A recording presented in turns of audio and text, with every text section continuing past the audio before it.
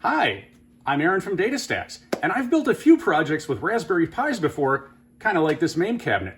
So hey, how about I take you through how to build a weather application or station that runs on a Raspberry Pi and hits Astra DB and Langflow on the back end. I think that'd be pretty cool. All right, let's go. Before we get started, we're going to need a few things. First of all, for the requirements of the application, we will need Java 17. The application was actually built using Java 21 and will build in Java 23 as well. However, the Raspberry Pi OS makes it a little bit difficult to get anything other than Java 17 to run properly on a Raspberry Pi. So rather than fight an uphill battle, I made sure that the application could compile with Java 17. We'll also be using Spring Boot and Maven as a dependency manager, and of course we'll build the front end using Vaadin because that's nice and easy to do. We will also need a DataStax Astra account with a valid Astra database running, and we will also need a Langflow agent flow that I'll show you how to build. For the actual hardware, we're going to use a CanaKit Raspberry Pi 5 starter kit, specifically the Turbine Black. There are a few options available here, and as you can see, we've opted for the 4 GB RAM starter kit. And really, I like these kits because they come with absolutely everything you're going to need. So you don't have to just buy a Pi and then go hunt around for an SD card or a heatsink or a fan or a micro HDMI cable. It just comes with everything that you're going to need. Really makes the entire process really simple. The code for the application can be found at the following GitHub repository. It's out on github.com/AAR0NP/weather-app. And when we have a look at this repository, you can see it's all out here. Kind of lays out a lot of the instructions around like environment variables, some of the system requirements we just talked about, has how to build it, as well as how to run the jar that gets built. So basically everything you need can be found out inside of this GitHub repository. And of course, the code is out here as well, which, is definitely going to be something you'll need. Okay, let's have a look at Astra DB for a second. So I've already logged in here, and I have an Astra DB database. I'm going to use my vector DB database specifically here.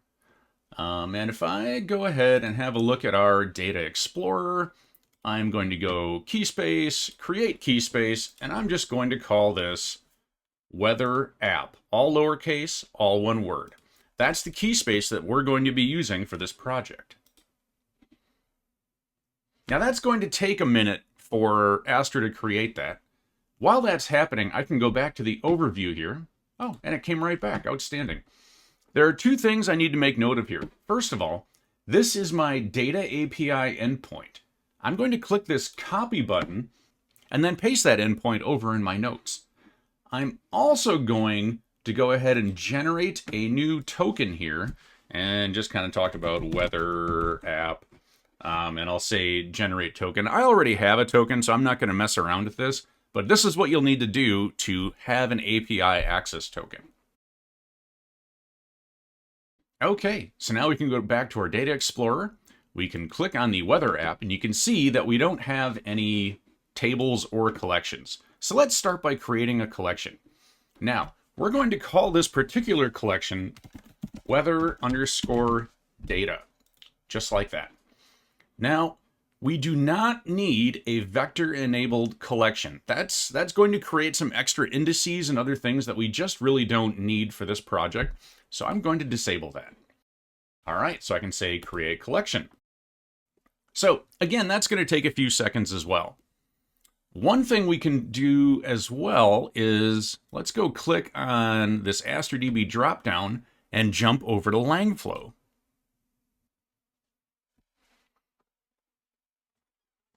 All right. Langflow has now come up. You can see I have a few projects out here, including this one called Simple Agent for calling the NWS, or National Weather Service. The way I created this was just to click this new flow button over here, and then I clicked into the Simple Agent template, and bam, it just gave me this. This is really all you need. Now, I'm sure there are some things and tweaks that we could make with the agent configuration that would probably make it run a little bit better. But I found that just this templated application was all we needed to have an agent that'll work. And really, you just need an OpenAI API key, so you can set that right there. And then this URL tool is really all we need. I mean, we could probably go ahead and get rid of this calculator tool because we're just not going to utilize that. But the idea is that from within the application, when we want to call the National Weather Service through Langflow, we're going to tell it to use that NWS API endpoint, and it's going to use this URL tool to go out and get our data. That's just a little bit about how this works. Make sure that you click the API tab, and it has this whole address here. Actually, it has this whole curl post that you can go ahead and try out if you want. You do need to put your application token in here for it to work. And yes, it can be the same application token that we just generated before. But this URL, you'll want to copy off and make a note of, because that is going to end up being an environment variable inside of our application.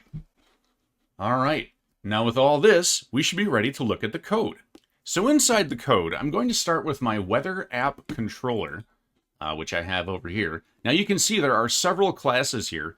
Most of these other classes are split up into packages that help you work with the response that comes back from Langflow, and then also helps you work with the response that comes back from the National Weather Service. Up here in the main package is the code for the actual application itself. And like I said, we can start with the controller, and you can see that we kind of have a request mapping of weather here. Spring Boot is going to allow us to serve this controller as both API endpoints and as a service backend for the front-end application. So we can do both. Right here, you can see we are pulling in our environment variables. So yep, we'll need that Astra Langflow URL, that Astra DB app token, and that Astra DB API endpoint. Our controller constructor, basically right here, it's creating all the headers that we're going to need for the Langflow API. And here, it's utilizing the Java Data API driver and getting that set up as well to talk to our collection and our key space. If we go down to our get latest Astra API data method, you can see that this is being served as both a get endpoint on our service layer as well as an actual service layer method. So this method is going to be called both by the UI, and it can be called by us via curl or postman or however else we feel like calling API endpoints. And the idea here is that it's applying filters to pull back our station data by month bucket in descending order by timestamp. The whole thing with the month bucket is that the original implementation was done with Cassandra and CQL, and we use month bucketing as a partitioning strategy to keep partitions from getting too big. So that's what that's about. Anyway, so we go ahead and we define our find options and our sort options, and then we can go ahead and query our collection. We get a list of data back, and we go ahead and take the top one.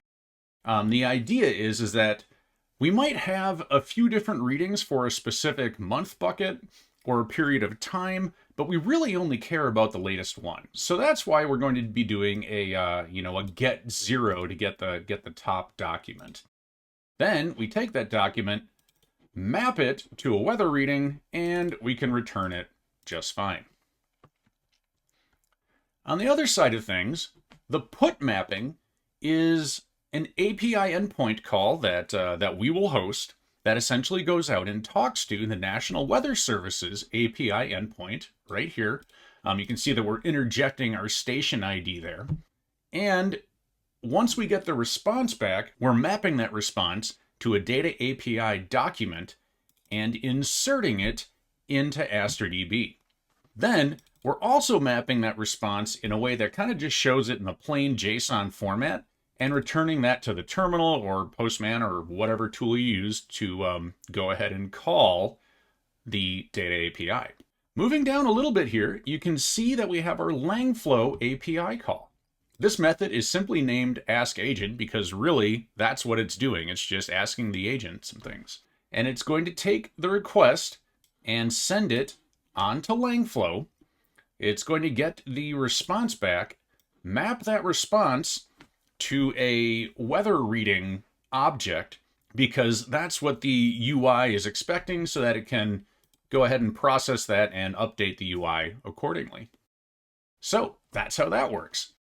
If we wanted to have a look at our main view here in Vaadin, you can see that we're kind of pulling everything together. Kind of the cool thing about Vaadin is it does in fact allow you to get into the nitty-gritty CSS if you really want to. And as you can see, I have done a little bit just to kind of make sure that things show up properly. All right, so we have these two methods here that sit behind buttons named Astra Refresh and Langflow Refresh. And these methods get called when you push those buttons. So what's going to happen here is this is initiating the call from the UI to our service layer. It's going to bring back the data, and then it's going to call this refresh data method, which really just takes that object and updates the UI. The Langflow side works very similarly. The main thing to point out here, though, is that we actually have a conversational query that we're sending to our Langflow agent of please retrieve the latest weather data, including the weather icon URL, in a text format using this endpoint. And you can see we do have the API endpoint here, and we have parsed in our station ID that we pulled from the UI. That goes ahead and gets the response back from Langflow, and then calls this refresh data method. And this is what ultimately takes the responses from both of these methods and updates the user interface. All right, with that complete, let's go ahead and give this a shot.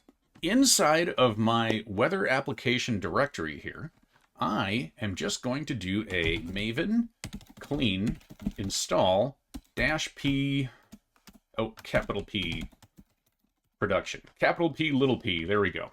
And what that -p is going to do is actually invoke a specific production-based profile for Vaadin. All right, there's our build. Now, if we have a look at our target directory, you can see that we did, in fact, build this jar file here. Now, I have already instantiated my environment variables here, so I'm not going to bother with that step. I should be able to go ahead and run this just fine from here. So I can say Java jar target weather app 001 snapshot jar.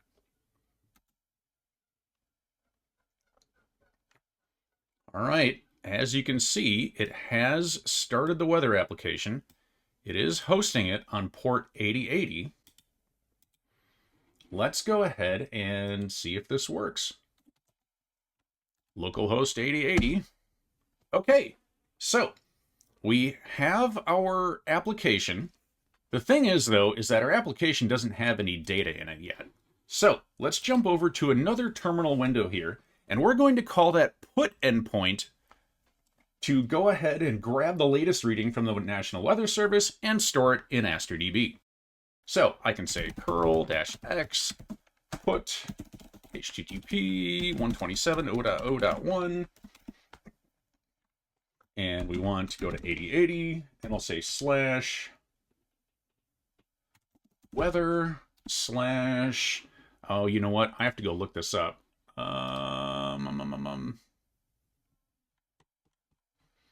Yeah, here we go. Do I have the slash on the end? I missed it last time. There we go. Yeah, let's just go ahead and grab that.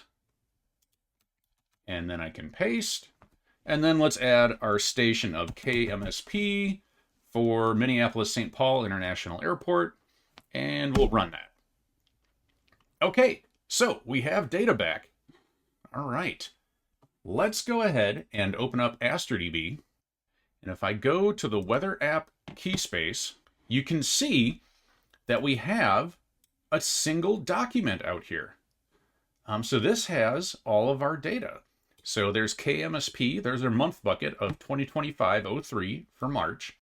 There's our timestamp, our reading icon, our latitude and longitude for the station, temperature in Celsius, wind direction degrees, wind speed in kilometers per hour, and our cloud cover map, which looks like we have broken clouds at 5,790 meters. All right, so we have data out there. So now I should be able to do a curl-x get, and we can say http://127.0.0.1 8080, and we want to say weather Astra DB API latest station KMSP, and then we want to say month of 2025-03. Okay, and as you can see, we have read our data that we put in up here, down here. So this looks like it's working.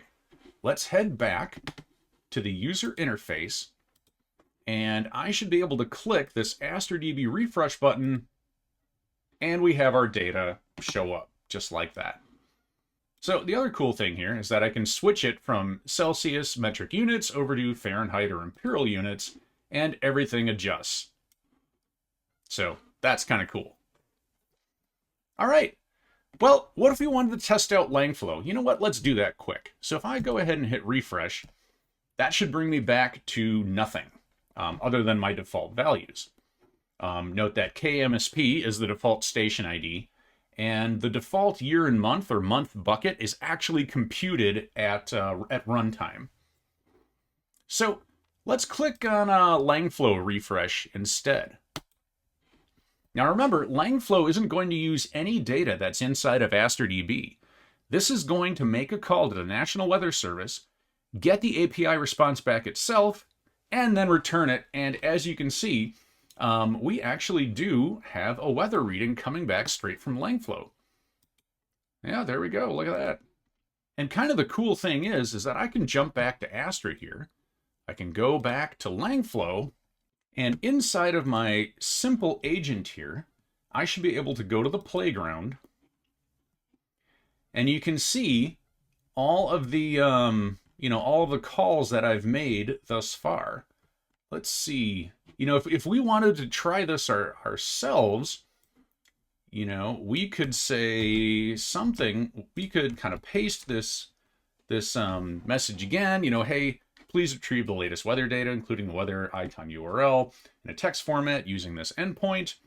What if I wanted to change that to New York City Central Park? So I could say NYC. So it's station KNYC. Let's send that through.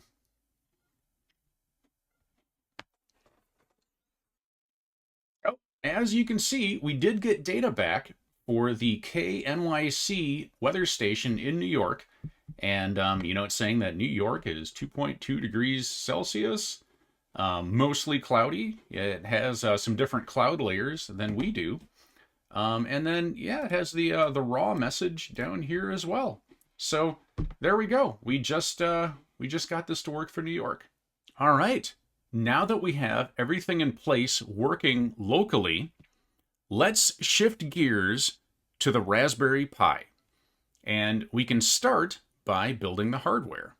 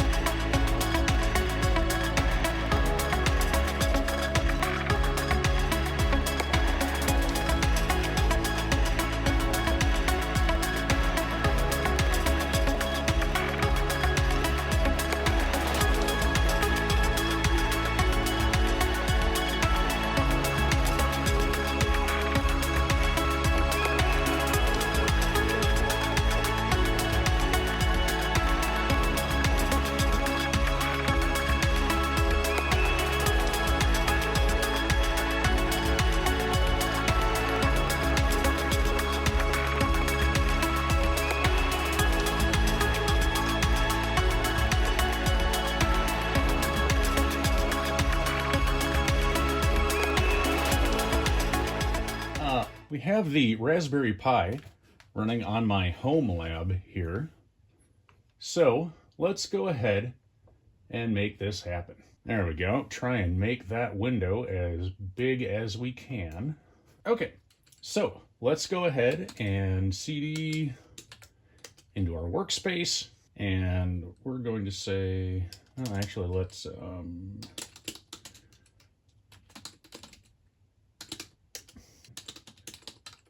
git clone git hub.com AAR0 and P / weather -app.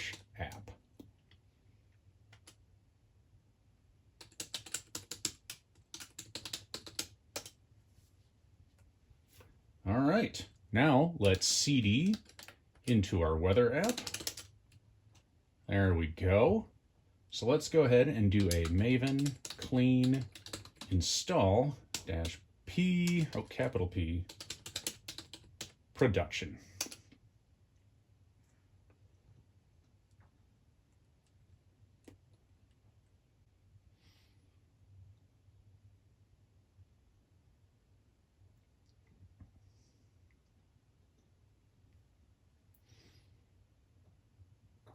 This might take a second to build.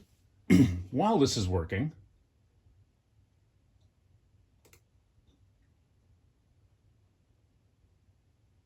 there we go, that worked. Let me bring up a text editor.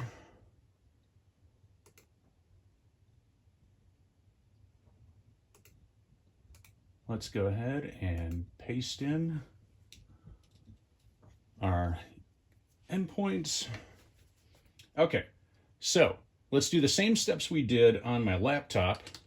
We'll go ahead and clear and do an ls all on target. All right, you can see it's there. So now let's do a Java jar target weather app 01 snapshot jar.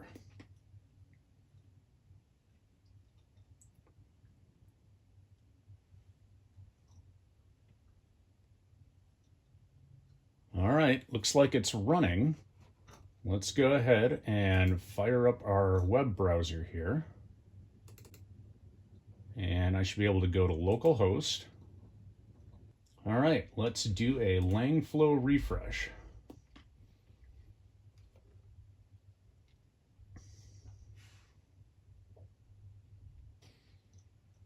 All right, that looks like it worked. There we go. Okay, let's refresh on the web and do an Astra DB refresh. Hey, look at that. We have data. Outstanding. And of course, I can flip it to Fahrenheit, and you can see that these are the current conditions for the Minneapolis-St. Paul International Airport weather station. All right. Well, I think we can go ahead and put this Raspberry Pi, which is right here, in place downstairs where it can be used by the family. All right, let's go.